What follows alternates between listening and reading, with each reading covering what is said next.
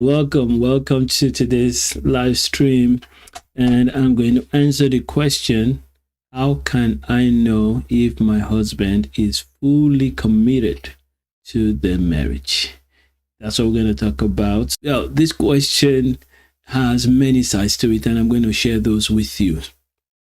Of course, if you have this question, it means that you are going through a challenging time and you're trying to figure out what to do next in your marriage. When a person asks the question, how can I know if my husband is fully committed? I know that the real question they're asking is not what are the signs to show that my husband is not committed or is committed. You already know that. You have this sense that your husband is not showing the kind of commitment that you expect.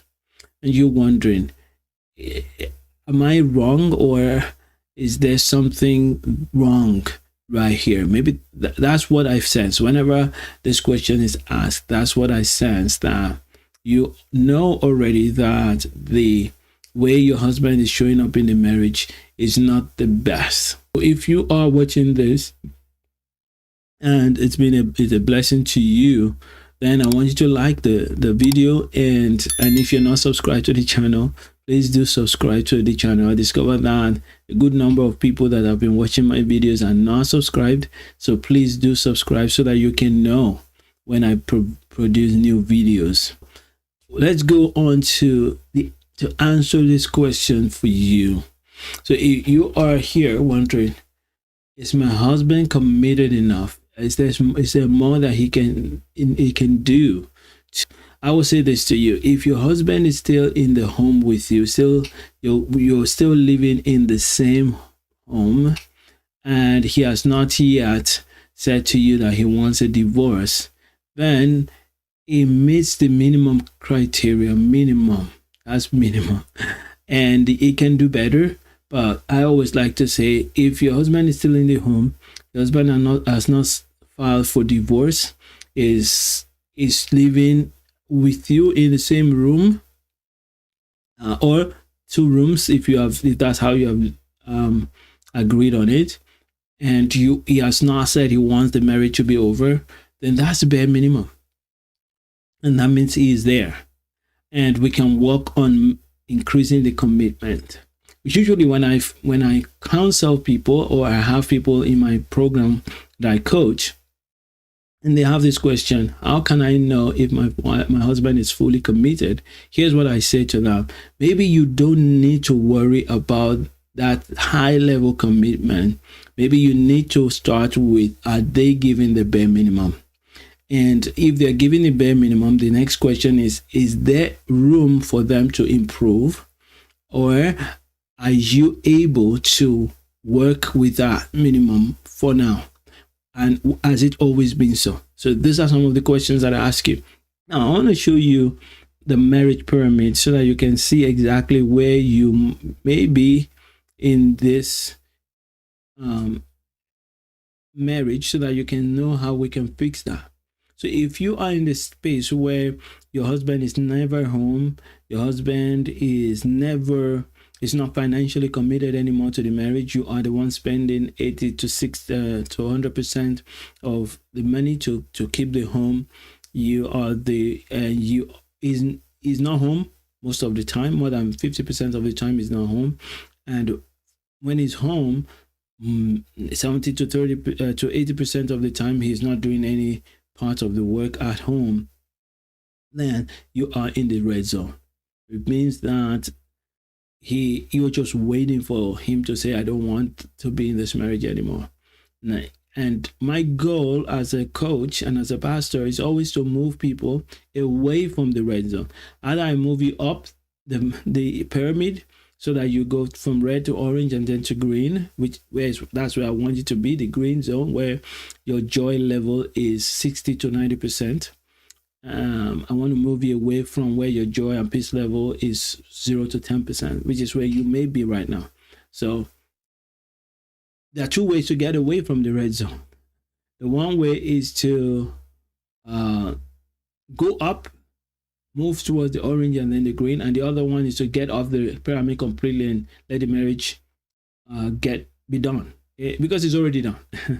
It's just that it's not yet manifested. So we write a letter to say to the husband, look, I want to be in this marriage. I love you. I care about you, but I don't think it is good for either of us to be married and then one person is doing all the work and the other person is not showing up. It seems that you feel forced to be here. You feel that you have to stay in this marriage, maybe just because of religious purposes. I want you to know that I'm ready to let you go if that is what you really want. Since you're never home, I tracked in the last couple of months, you've been home just 20% of the time. You are, I don't know what's happening with your finances. You're not sharing. And when you're home, you're not contributing to the work that's going on in the home. So I assume that you have found a better alternative. You feel that you're better off. I know that this is where I want to be and I want us to work. But if you're not willing to work, then I encourage you to please let me know so that we can move things forward. Now, a lot of believers don't like to do this because they are assuming that they are destroying their marriage. No, every covenant has conditions. Every covenant has conditions. When God makes covenants with his people, there are conditions for the covenant. And if you break the conditions for the covenant, then you lose the benefits of the covenant. So when a husband or a wife breaks the conditions for the marriage covenant, that covenant then is broken, and so the blessings that are attached to that blood covenant are removed, and there are curses that are aligned to the covenant. So when you as a wife or state that you are invoking the covenant, you are saying, look, this is a covenant, but if you want to break it, then you choose to break it. I will not want to stay in a covenant where you're not fully fulfilling your part of the covenant. If you can get the basic commitment, we can that'll move you to the orange zone on this marriage pyramid, where you are happy you're joyful 10 to 60% of the time. So we just move from 10% and just keep growing, and then you can break through from the orange to the green. Now there are steps that need to be taken to move up this pyramid. The steps are not so complex. They're simple steps. However, they are also not easy, in the sense that we all want our spouse to do the right things. You want your spouse to do their part, but in working God's way, which is what we use in the love workout method, you want to sow love where your spouse doesn't have it.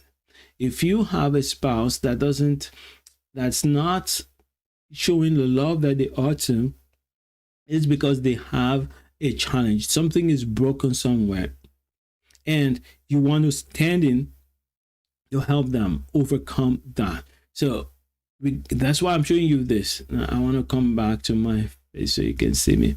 Now, so when you notice that your marriage is struggling like that, you're not really committed to one another the way you want, then there are steps you can take. And I always say it is about sowing love to reap love.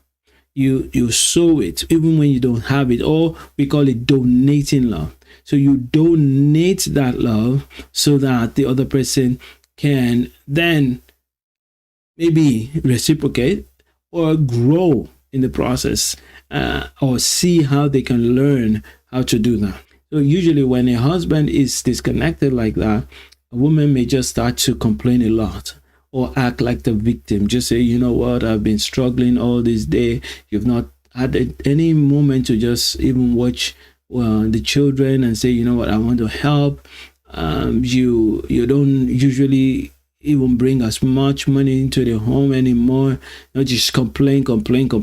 So in order to really bring up this, increase the level of connection and commitment and really push your marriage forward. Yes, so you got to stop all those negatives, those habits, and get into the habit of being transparent with God whenever you are doing these things. All right. So you're going to learn to say to the Lord, Lord, I know that you put me in this marriage. So this is important to understand the foundation and the reason behind marriage. I know that you put me in this marriage. And I also know that you put my husband in this marriage and we are a team. So this is something that you can do for yourself. So regardless of how he is committed or not, that's not what determines whether you're going forward with a marriage or not. You got to be committed 100%. And if he wants to be committed 100%, then he's going to step up to that.